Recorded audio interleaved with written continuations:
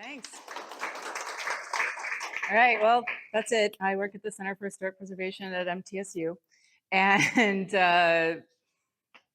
yeah, I've been there for 19 years now, and I did grow up in Murfreesboro, so I also have a lot of childhood memories of Cannonsburgh, which will be shifting back and forth as I talk to you today. And so this isn't a speech. This is not supposed to be a lecture. This is kind of a discussion.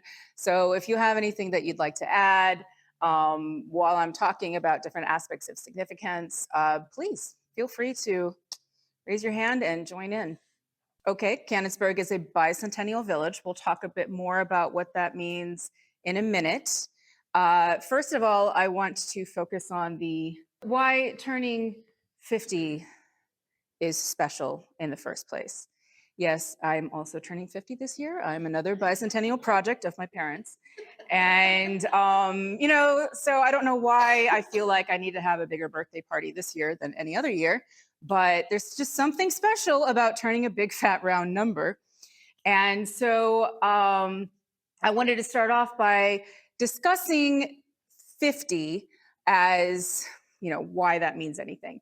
So, of course, the round number part is pretty obvious, but there's another aspect of turning 50 when it comes to Cannonsburgh that is very important.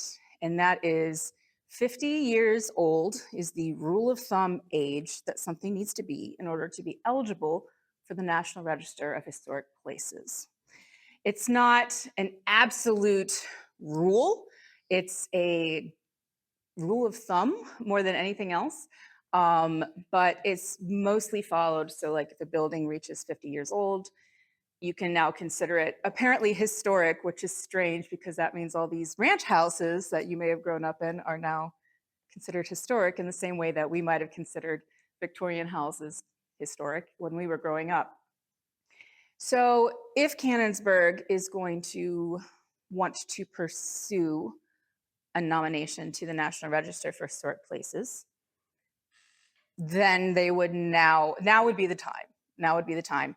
And so we're going to talk about what you would need to prove for, the historic significance, because they'll already have the age thing checked off the list.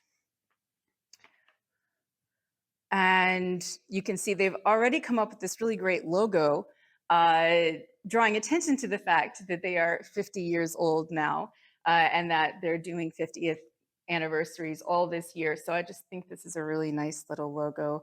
I stole that and so many other things off of the Facebook page for Cannonsburgh. Some of these photos I took myself, and some of them I did not. Okay. So let's talk about why Cannonsburgh is special. And so I want to ask you guys first to let me know if you have any kind of relationship or memories from Cannonsburgh, or if it is special to you, in what way? I remember Uncle Dave Macon days. That's my childhood memory. Absolutely. Uncle Dave Macon days, me as well. We're going to talk about that a little bit later. Anyone else go to Uncle Dave Macon days when it was held at Cannonsburgh? The gigantic cedar bucket. The cedar bucket. Yeah. Yes. Once, only the once in 2005. Yes. The human telephone switchboard.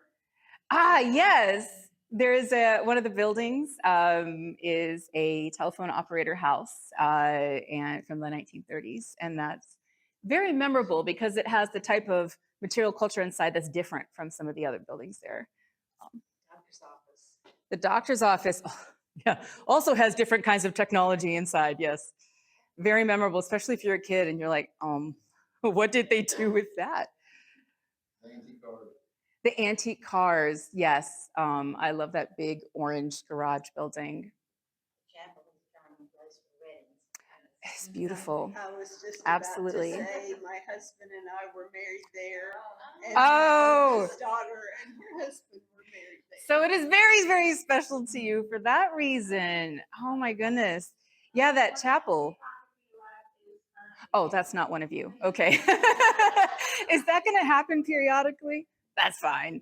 But yeah, the chapel, was originally a school building that they relocated and kind of converted into a chapel. And they brought those beautiful stained glass windows in from some church in Germany, believe it or not. And so a lot of people who go there for the first time would have no clue that it was not always a church. And so I think that's a really great use. I mean, a great example of what we call adaptive reuse, which is repurposing buildings so that they'll be more useful for people who live around there. Now, I did want to mention this because this was part of a stakeholders meeting that Mary Beth held earlier this year, where she challenged everybody who showed up to think about how they would want Cannonsburgh's needs to be addressed and what the priorities are. And so I was just the main takeaway for this is just I was really impressed at how many people were involved in this and how much thought they put into this, and how also how much most people seemed to put their little post-it notes indicating priority levels around the same place that I was putting, which is save the buildings, right?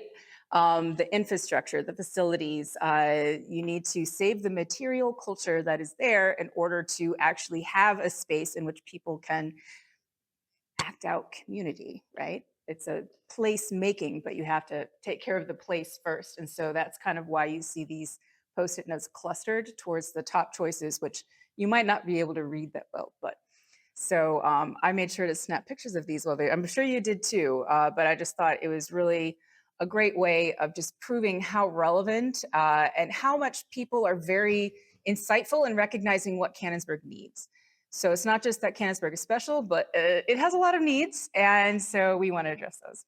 Now I'm going to ask the question, why is Cannonsburgh significant? Because significant is different from special. This is a class of mine from the fall of 2024 that compiled a report on preservation needs, and I have a copy of it. But I love all their smiling faces in front of the cedar bucket. Yes, I had to pick one place where I wanted them all to stand in front of, and that's the one that I picked. And so the word significant is also used very specifically for a National Register nomination because, you know, you have to prove significance according to certain criteria. And the criteria are, is it associated with a famous person? Is it important for archaeological value? Neither of those apply to Cannonsburgh. Does it have architectural merit? So a lot of the fancy houses that you might see on Main Street might be, you know, significant for architecture. And then association, which is a very vague term, which just basically means how is it a part of the history of the settlement or development of this town or community? And so that's a really good category because it's very easy to make an argument for Cannonsburgh being significant for the community, its role in the community. Not so much for its architecture for reasons that we'll get into. So this is what we would have to prove if we were to try to nominate Cannonsburgh to the National Register. How is it significant to the community? First of all, though, I do want to mention that, yes, I do have personal memories of Cannonsburgh, but I've also done some professional work there. The Center for Historic Preservation has been involved in many ways in Cannonsburgh since the beginning, actually, because one of the people who was on the committee to form Cannonsburgh in the first place was James Huda, who was the head of the Historic Preservation Program at MTSU before the Center for Historic Preservation even existed. Because the CHP was formed in 1984 and he became the first director. The second director, Carol Van West, my boss, retiring this year, so another banner year. His involvement was very key from the beginning. And in 1993, a class of students under Dr. West did a preservation plan. That is not available on our website. Some of our older plans just are not digitized. But basically what the 1993 plan concluded was that Cannonsburgh has been successful in achieving its goal of being a place for the community to gather for educational purposes, for recreation purposes, but it has not been successful in its mission to become a living history museum. And basically that's because, according to this report, the museum just needed a lot of reorganizing and a lot of rethinking about how the buildings and all the different objects in them should be displayed, should be curated, should be interpreted to the public. And so if you've ever been, you know that there's a lot of buildings with a lot of stuff in them. And it's all interesting, but sometimes it's kind of hard to pull out, well, what are the main stories here? How does this relate to all the other things that I have seen? And so that's an area that they continue to work on, and we'll get on the city next for more resources for that. In 2010, I did a report with a colleague of mine, Michael Gavin, on preservation needs and development opportunities. And so basically, we went through the whole village, and he noted all of the ways in which the buildings needed to be fixed, and what were some of the problems with, drainage, roofs, gutters, all sorts of things like that, the actual physical structures. And then we also did it has a little history of Cannonsburgh in there. And so how can you think of ways to develop it? Now, at this time, Uncle Dave Macon Days was still there. And so that forms a big part of the development opportunities, but alas, that is no longer the case. And it has been a long time since 2010. So we needed to revisit this and update it. So 2 different classes in the fall of 2024 tackled 2 different parts of kind of what the needs were. So Dr. West's class did a collections assessment report where they went through and documented all the stuff in all the buildings with recommendations on how to better organize it for interpretation. And then my class, that was smiling in front of the cedar bucket, updated the preservation needs. So they went through all the buildings again and noted, okay, excellent, the roofs have been fixed. Some of them had gutters and followed some of the preservation guidelines that we had set out in 2010. They had been followed, and but what else was still kind of in need? And some other kind of development opportunities, including what would be some of the grants that you would be able to apply for to get money. And of course, some grants you will be more eligible for if you are listed on the National Register for Historic Places. So that's one reason to try to pursue a nomination like that, but not necessarily. So I just put these links up here to show you that these are available on our website. All of our reports up to a certain date are available on our website that you can just download from your internet without needing to log in or register or anything like that. But I do have 2 of them with me today in case anyone wanted to take a look after. Whoa, I skipped one. So basically, the beginnings of Cannonsburgh. Okay, before I get to the context, I'll go ahead and tell you what's on this slide. All right. The American Bicentennial Commission funded this project, one of only 16 in the nation that was funded by this commission to the tune of $75,000, and they called this one of the most innovative. And it's kind of neat because nowadays we wouldn't think recreating a historic village is an innovative idea, but back in 1976 it was. And so that is a very big part of its significance because this was a very big deal to get this grant. And of course, it was meant to be representation of rural village life in Rutherford County from about 1830 to about the 1930s. And so that's from the Lehman House, which is the oldest building there, to the telephone operator house, roughly. And a lot of the historic structures, well, we'll look at that in a sec. But there was some controversy at the beginning. A lot of people were against the idea of this project, mostly because they didn't want a lot of city funds being put towards building this, whatever it was going to be.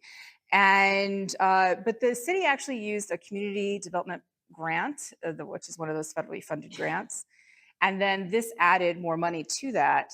So nothing actually had to come out of the city of Murfreesboro budget. So that was a big savings to the city and brought a big benefit to it. This is one that I stole from the Cannonsburgh Facebook page. This is a great newspaper photo of the main movers and shakers behind the establishment of Cannonsburgh. So Dr. Huda is over there. He was one of the chairmen of the Bicentennial Horizons Committee. Mayor Westbrooks.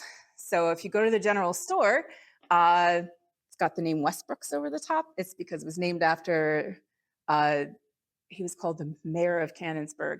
And he was one of the biggest kind of proponents of establishing this park. Jack Weatherford, Betty and John Rucker, and Robert Corlew, who was another historian, and Ben Hall McFarland over here, the county judge. So if you are steeped in Murfreesboro history, some of these names might be familiar to you. Okay, so let's look and see what was here, where Cannonsburgh is now, what was there historically. This is from a Sanborn map.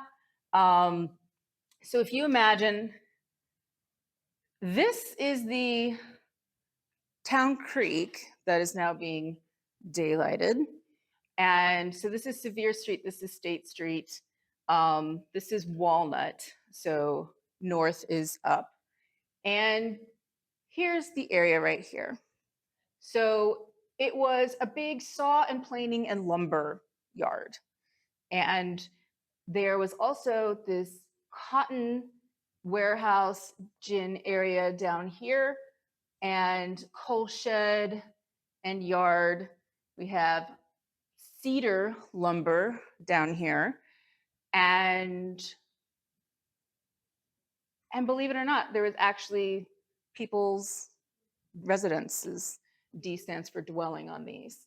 All made of wood, of course, that makes sense, right next to a stack of lumber here. But then you see auto storage shed, another cotton gin over here. So it was very industrial during most of the 20th century. Pink means made of brick.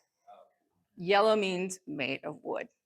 Blue means stonework. So some of these had stone veneer, but were wood framed. Yeah. This could be a whole other talk on Sanborn maps because they're the coolest primary sources ever. That's the best copy of what I've seen. Yeah. When I try to Library of Congress website.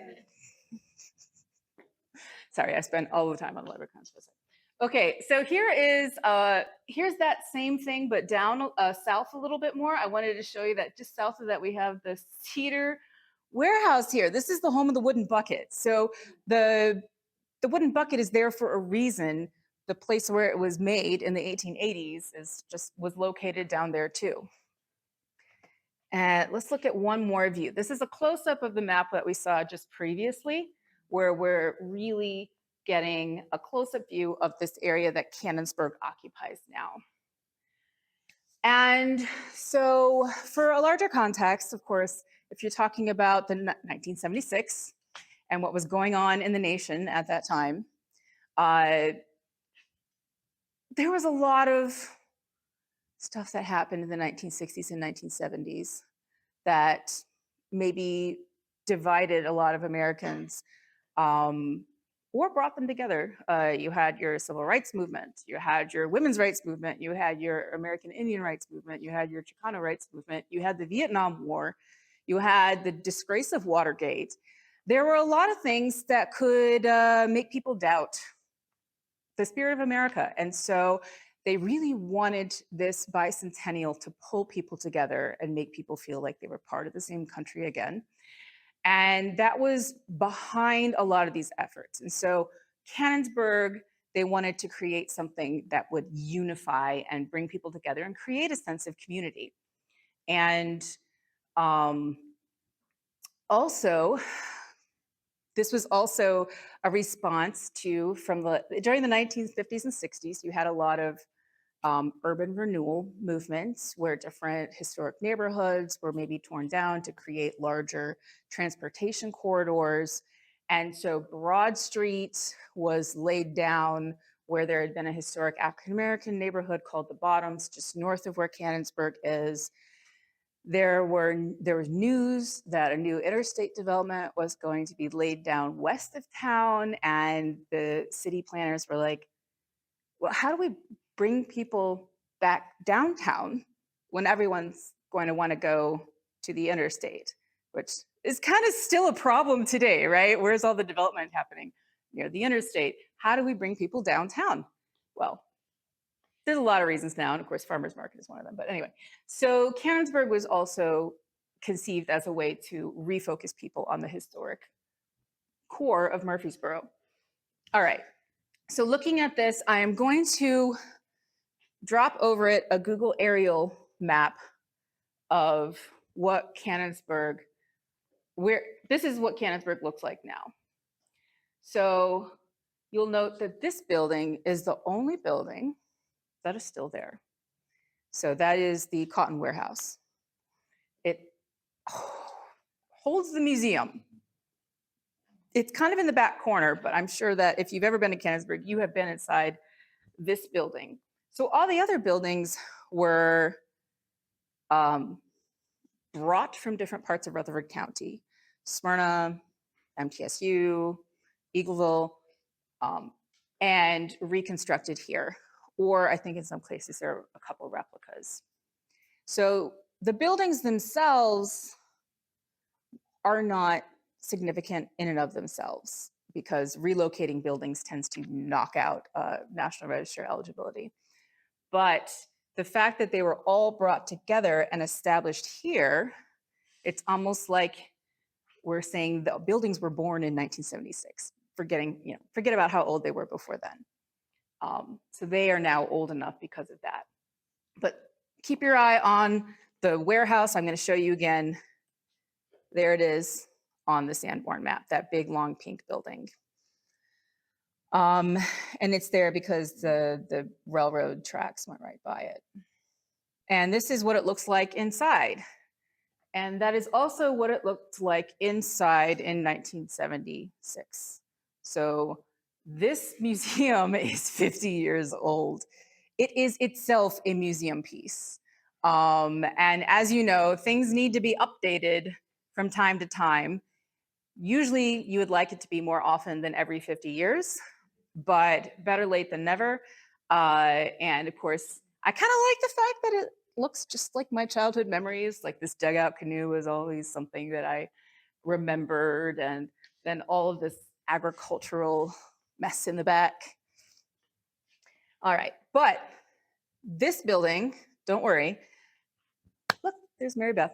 The city has invested to rehabilitate it because that is the one building that is still standing on site. So it's very historic in its own right. Let's make it not crumble. Let's fix it up. And of course, you have to start with the roof. The roof is always the first thing that you have to fix. So they are replacing the roof. Actually, they had to do the foundation first. Oh, the foundation. Oh, they had to do everything, didn't they? Okay, so here they are. I don't have a picture of them doing the foundation though. Okay, but okay, foundation, roof, and then everything else.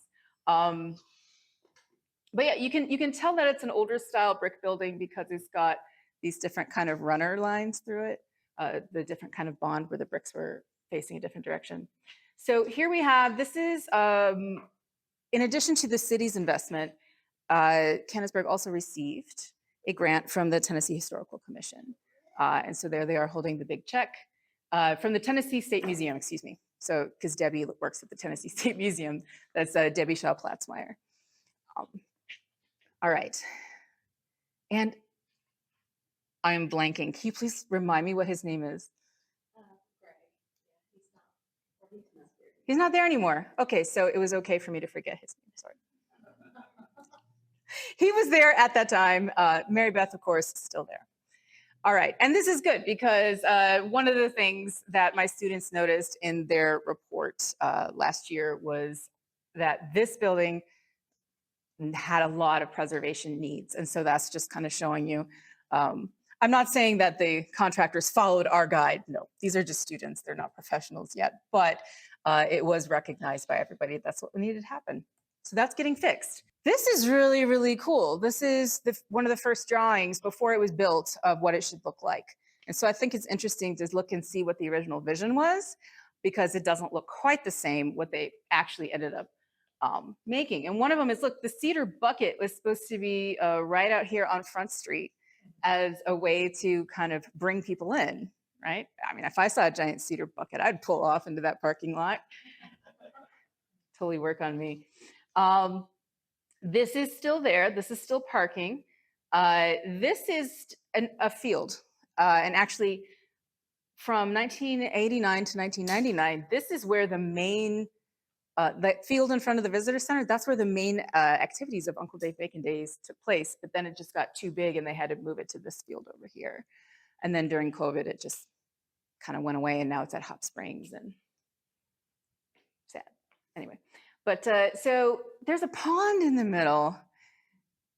I wonder why they thought that. I mean, it's nice, right? A water feature is nice.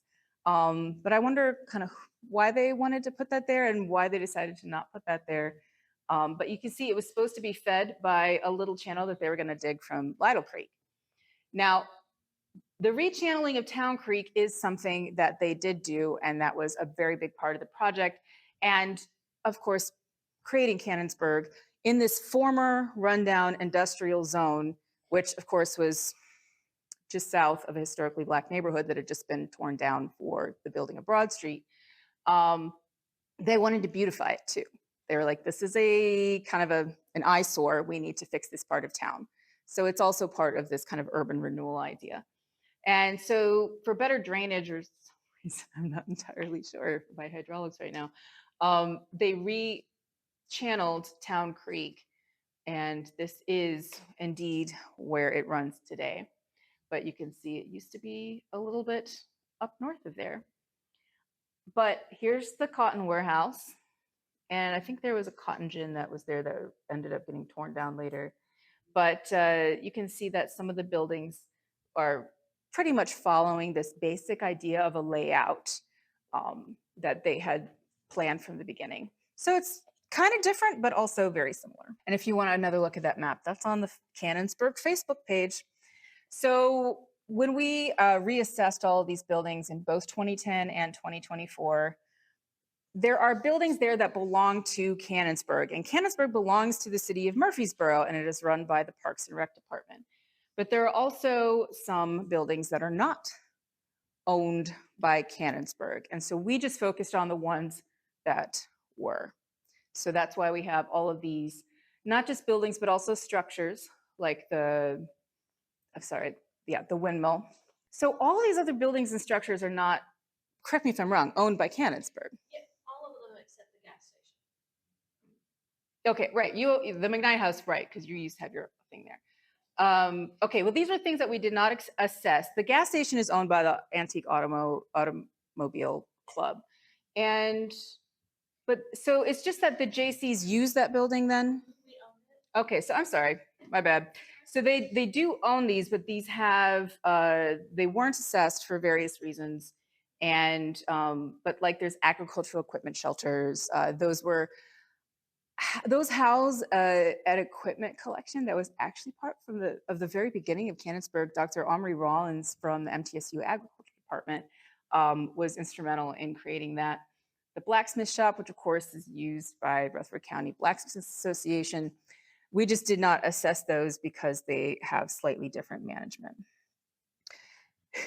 And then I was like, wait, why do I remember that there was a boat here when I was a kid? And indeed there was. Does anyone remember the flat boat? Yes, well, this one rotted and went away, and they reconstructed it, and that rotted and went away. So they didn't put another one. Well, so somebody built this flatboat as part of the bicentennial celebration, or no, which included recreating the flotilla of like James Donaldson up in Nashville. And so, yeah, Cannonsburgh got this boat, and it was a big part of my childhood memories because you could run on it, and it was just kind of neat. It was on the little creek right behind where the Lehman House is. And so here we have actual students from the historic preservation program in the late 70s on this boat, which, yeah, I just think is really cool. Are any of those you? John too. Late 1970s? No, I don't know who those students are. That was, Before your time. yes, I got there in '07. So, all right. And then, of course, the cedar bucket, built in the 1880s as a promotional gimmick. It went around and like was in the World's Fair and all that kind of stuff. You know the story. Some stupid arsonist lit it in 2005, but the cool thing, the silver lining, I should say, about that was that everybody was up in arms. Everybody who may not have thought of Cannonsburgh at all in the past 5 years of their lives were like, I remember this cedar bucket. How dare they? We have to do something about this. It was important to me. And I think that's very telling that Cannonsburgh in some way is still important to people who grew up here, who have that connection through the bucket. And so this is what it looked like when it was burnt, and it was put in this kind of cage. And so in 2010, when I took a picture of it, it was still there. Of course, nowadays it has been lovingly rebuilt by the Blacksmiths Association. So today, of course, it looks like this, and it's not behind a cage. So it's just behind this link right there, so that you know not to touch it. But yeah, don't touch it and don't burn it. But yeah, just the once. But that's all it took. It only had to be burnt once for people to rally to it. And so that's the kind of significance that I like to think of when talking about Cannonsburgh. It's a placemaking kind of center for Murfreesboro. All right. One of the things I always point out at tours is to look at the wood in the bucket, because the wood on the handle is from the original 1880s bucket. Thank But you. the wood Yeah. in the body is from when they rebuilt it in 2011. Yes. Yes. And you can definitely see the difference. I just think it's cool. Thank you for pointing that out. No, it was on the side of the bucket that didn't get burned. And it looked like it was the top part that got the most damage, and so it's a little bit lower down. But yeah, it had a Facebook page, like all on its own. The Cedar Bucket of Cannonsburgh did. See what you miss when you're not on Facebook? Yeah. All right. But there are also other kinds of organizations that meet there. Of course, here's the Blacksmiths. Here's the Rutherford County Art League, which used that kind of art warehouse building, which one side of it had this, another memory from childhood, diorama of the Battle of Stones River. I only have the images in my memory. But if you've seen one diorama, you've kind of seen them all. So I think you can imagine. But that was also very fascinating to a kid, you know, back in the 80s. Okay, so placemaking at Cannonsburgh, let's talk about that a little bit more. That happens through people using it, enjoying it, learning from it. And there are a lot of events that Cannonsburgh puts on that kind of, you know, creates opportunities for this. So all of their programs for children and youth, like school trips. So I remember going to Pioneer Day Camp back when it was run by Oakland's, but it took place at Cannonsburgh, because I remember it was super hot and we had to wear wool bonnets and churn butter. And my mom made me do it because she was a docent there. And I was like, and then of course the annual events, the major ones being, of course, Pioneer Days in fall, Harvest Days in spring. My got that backwards. Harvest Day happens in the fall, right? And Pioneer Days happen in the spring.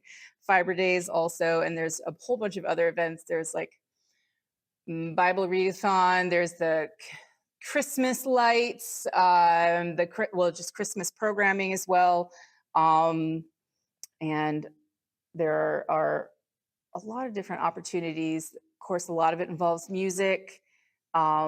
That I think is a really nice shot that you guys had on your Facebook page of the Christmas activities, because you have Christmas decorations, a crowd, and mist all in the same shot. So kudos to the photographer for that one. Uncle Dave Macon Days, yes. It started out on the square, and then Jesse Messick was one of the people who started that on the square. You can imagine, just knowing how crowded it gets just during a farmer's market, that they needed to move it after 11 years, and they moved it to Cannonsburgh. And, you know, like you said, it's one of the biggest events associated with Cannonsburgh. And so the fact that that has since moved has kind of taken a little bit of wind, I think, out of the sails. And I know that there's a lot of reasons, and I won't get into them. But when that was there, it really made Cannonsburgh a place where you could talk about traditional music. And you can still talk about traditional music there, but the emphasis is more on traditional crafts making, because that's what is still there now. The blacksmith shop and you know, the cotton warehouse talking about a traditional trade and that kind of thing. So music, not so much anymore. I would add that Uncle Dave Macon Days is not, it was never a city event. No. They are their own nonprofit Yes. and they run their own event. Yes. So the decisions that they make. I know it there- wasn't a city thing. Yeah. So Yeah. people, because most people don't realize, I think it was a They, city. I know, event. and that's really unfair. Yeah, my mom was like treasurer there for many, many years, and I had to go again to drag me. I had to help out. But Cannonsburgh has been kind of owned by the city from the get-go, but it was put under Parks and Rec in the 90s, and that is where it resides now. And I know that at the time, some people were a little bit disgruntled because they're like, it's not a park. Yeah, you can recreate yourself there, but its prime mission is not just recreation. So why is it under Parks and Rec?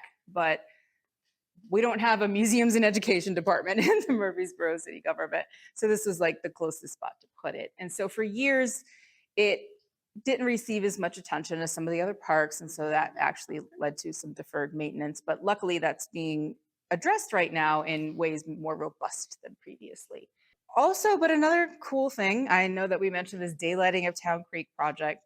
So hopefully this will better integrate Cannonsburgh, because for a long time, I know whenever Uncle Dave Macon Days was down there, we had to park here and then cross one of the busiest streets in Murfreesboro, but the police would stop the traffic for us. And we would be joking about, oh, there needs to be an elevated walkway. And you know what? The idea of an elevated walkway was actually one that they had back in the 70s, when they were first designing what they thought that should be included in Cannonsburgh. That idea is not a new one. That's a very old one, but they're going to do it. See, it's going to go from the corner of Church over across the street and then over, I'm sorry, that's Broad, and then over Church, so that it can connect to Discovery Center. So there will be a covered walkway above Broad Street. I cannot wait to go on it one day. So, well, the way it goes to Cannonsburgh is, so there's a sidewalk along Broad, there's a sidewalk along this street, and then there are these, you know, paths that go through this kind of park-like plan. You can click on this from the City of Murfreesboro website, and they have a little video and stuff. And so I like watching the construction that they're doing. And then so here is Front Street, and here is Cannonsburgh. So basically, yeah, if you cross Broad here, you just basically take the sidewalk all the way down. Okay, so going back to significance, how am I doing on time? Oh, I'm pretty good on time. Yes. Look at that. I did that on purpose. I got a picture of Patches, the Cannonsburgh cat who recently passed away. But again, that's just to show that people form attachments to places, maybe not because of the reason that people originally intended. So it's the people who determine what the significance of the place is going to be through their use of it and their attachment to it. Patches the cat. This is what I would say when talking about significance of Cannonsburgh. So it has been there for 50 years now. I think that even if you're new to Murfreesboro, you know that Murfreesboro has changed quite a bit in the past 50 years. Started out from, I couldn't get an exact population number for 1976, but it was between 30 and 40,000 people. And now it's over 160,000. And that's just Murfreesboro, that's not all of Rutherford County. So that is an incredible growth. And Cannonsburgh has managed to hold on through that whole time, even though it has been less of a priority on so many different lists of government priorities. Also, it is a museum. It's an open air living museum, right? And the museum itself is now 50 years old. So that in itself is pretty significant. So the buildings might be older, but Cannonsburgh is still only 50. So the buildings are not what make it historic.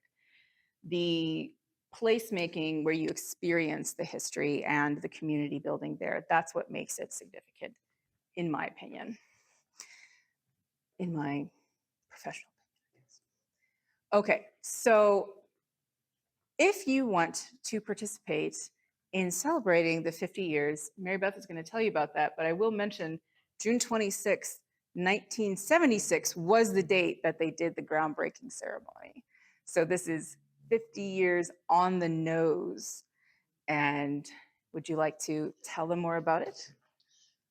All right. This has been so fun. Thank you so much for inviting me to come and talk about our special 50th. I got a little bit of pushback. Why are you doing it on Friday?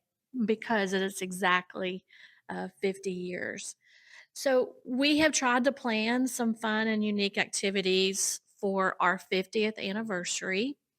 We are going to be serving barbecue under the pavilion. And also under the pavilion, there will be a quilting bee.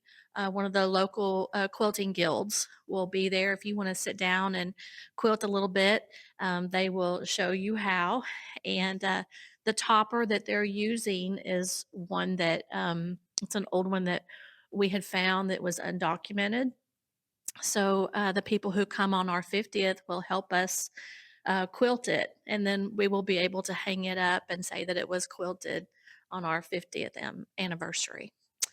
Also, um, we will have blacksmith demonstrations. The art league will be open, and the antique auto will also be open.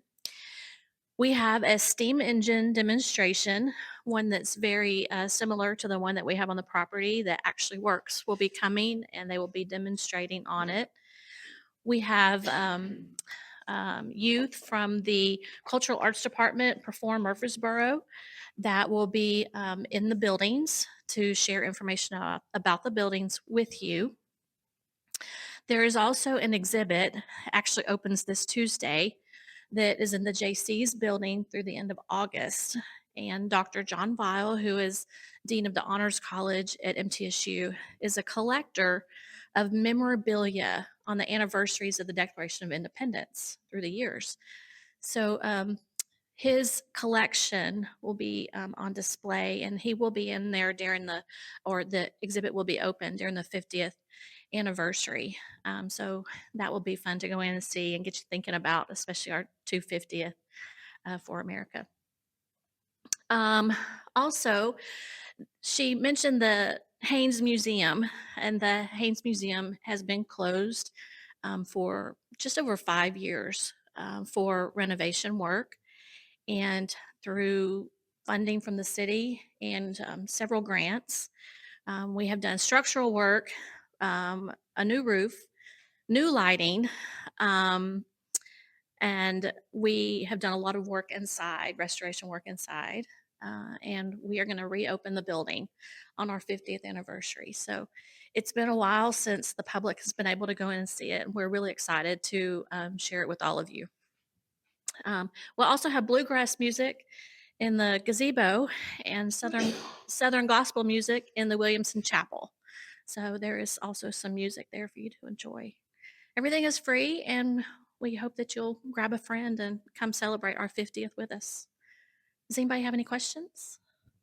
What's in the Haynes Museum? The Haynes Museum is a collection. They started it in 1976. There's a lot of agricultural equipment. And then there's also started out as a way to share kind of the history of the community through the years. There's a lot of community information. And we have, during restoration, we've added more of the history of Cannonsburgh. We've got a lot of information now that we've, through research, are able to add. 50 years ago, they weren't necessarily adding what was there on the property. They were more looking at what they wanted it to be then. So this has given us a chance to look back and show you photos of the cotton gin, the industry that was there. And we're really looking forward to doing that. Good question. Yeah, these are, if you wanted to look more at like what's in the museum, I'm just pulling up the report that West's class did on museum collections. And this was some of the original ideas for how to lay out the collection. Not actually, I think it's just a little combination of all of them, but It does look quite yeah. a bit different from the last time that she saw it. Yeah. We've Oh spent, yeah, no, I would Yeah. hope so, because that was So- like a year and a half ago, those Yeah. those pictures that I took. And we have a collection of things. So here's all the like stuff in it. Textile things, sewing machines, spinning wheel, washing, how they washed clothes, some military things. Mhm. Yeah. um, The Buffalo Soldier, something in there, found, or No. something. Mm-mm. We do have some World War One. I like the printing stuff. military things. Yeah, we have a lot Yeah, of. there was like a case that had a mannequin wearing a World War I uniform Yeah, because there we was a do- story about a local. We right? do have. Sorry, that's going on. That's all right. We do have a military uniform. We have. I'll get and there. We've been able to research and find out more information about some of the things that were in there. So Lots of like we've been- sports pictures. Yeah. We've we been have the team pictures. Yeah. So we've been able to add additional Yeah. information, and we're really excited to open up that building. Oh, there's the World War I thing. So, Is that part of the same Haynes brothers number? Is that- actually, Same it's family. the Haynes hardware. Yes. In fact, 2025, early 2025, one of the descendants, they they had a partner desk, a big desk that they had used at the cotton gin warehouse, the building that is the museum now. And eventually it went down through the family. It ended up in the storeroom at the Haynes hardware store. And they just donated that back. Very cool. So it is now back in the museum, and we'll get to share that when we open the building up. So yes, there's a good time for that. Yes, ma'am. Well, why don't you speak to the name, the choice of the name? I'll let Yes. you. Well, Newton Cannon was one of the founding fathers of Murfreesboro, but he originally thought about naming Murfreesboro Cannonsburgh, but then they shelved that in honor of Colonel Hardy Murphy, who was not here, but he had served with people who were here and making the decisions. And so that whole idea of Murfreesboro being, for a hot second, Cannonsburgh, was resurrected in 1976, and they chose that name then. So See the namesake of Cannon County? Cannonsburgh would have. I don't know. first. Rutherford County became a county before. Yeah, Cannon County was so later. it I don't would've been know. before. I don't know if it was named after the same dude or not. Same family though. Okay, thank you. And it has an H on the end, which means Microsoft Word will always say, you've misspelled it. Yes. Yeah, I mean, if anyone wants to, if anyone wants any links to these reports, I did not bring my business cards, sorry. But you can just go to the Center for Historic Preservation website, go to our database and just type in Cannonsburgh, and then these reports will pop up and you can access them.